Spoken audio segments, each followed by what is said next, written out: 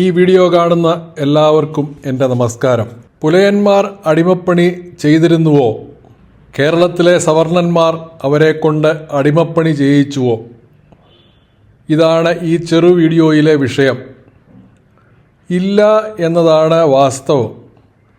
തെളിവിനായി കേരളീയ ഹിന്ദു സമൂഹത്തെ വിദ്വേഷത്തോടെ കണ്ടിരുന്ന, കേരളീയ സമൂഹത്തിൻ്റെ ശത്രുവായിരുന്ന ഒരു ക്രിസ്ത്യൻ പാതിരിയുടെ രേഖപ്പെടുത്തലുകൾ ഇവിടെ നൽകുന്നു. രേഖീയമായ തെളിവുകളിൽ നിന്നും കേരളത്തിലെ പുലയന്മാർ അടിമപ്പണി ചെയ്യേണ്ട സാഹചര്യം ഇല്ലായിരുന്നു എന്ന് മനസ്സിലാക്കാം.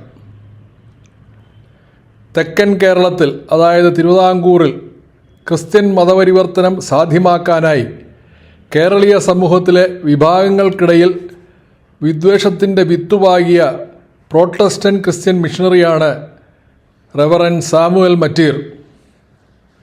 മതം മാറാൻ കൂട്ടാക്കാത്ത കേരളത്തിലെ സവർണരെ ഇയാൾ വെറുത്തിരുന്നു. സവർണർ ഇയാളെ തീർത്തും അവഗണിക്കുകയാണ് ചെയ്തത്. അതിനാൽ അവർക്കെതിരെ ഈ മണ്ണിൽ നിന്നുകൊണ്ട് തന്നെ അയാൾ വിദ്വേഷ പ്രചരണത്തിൽ ഏർപ്പെട്ടിരുന്നു. 19-ാം നൂറ്റാണ്ടിൽ കേരളത്തെക്കുറിച്ച് അയാൾ രചിച്ച 2 പുസ്തകങ്ങളിൽ സവർണർക്കെതിരെയുള്ള, പ്രത്യേകിച്ച് ബ്രാഹ്മണർക്കെതിരെയുള്ള അയാളുടെ വിദ്വേഷം ഒളിഞ്ഞും തെളിഞ്ഞും കാണാം. അതിനാലായിരിക്കാം ഇയാൾ ദളിത് ആക്ടിവിസ്റ്റുകളുടെയും ക്രിസ്ത്യൻ നാടന്മാരുടെയും ഇഷ്ടപുരുഷനായി തീർന്നത്. എന്തായാലും ഒരു സമൂഹത്തിൽ കുത്തിത്തിരിപ്പ് ഉണ്ടാക്കേണ്ടത് എങ്ങനെയെന്ന് ഇയാളുടെ 2 പുസ്തകങ്ങളും വായിച്ചാൽ മനസ്സിലാക്കാം.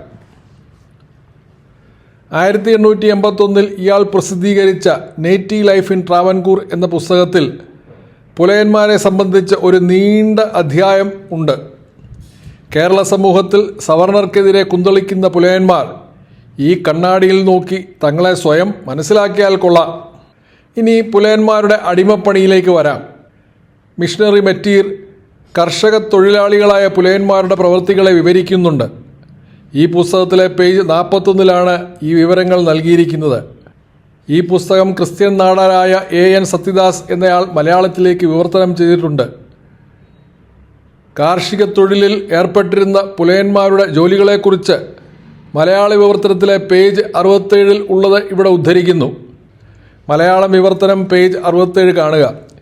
അതിൽ ഇപ്രകാരം പറഞ്ഞിരിക്കുന്നു: പുലയരുടെ തൊഴിൽ ഏതാണ്ട് പൂർണ്ണമായി തന്നെ നെൽവയലുകളിൽ ഒതുങ്ങി നിൽക്കുന്നു.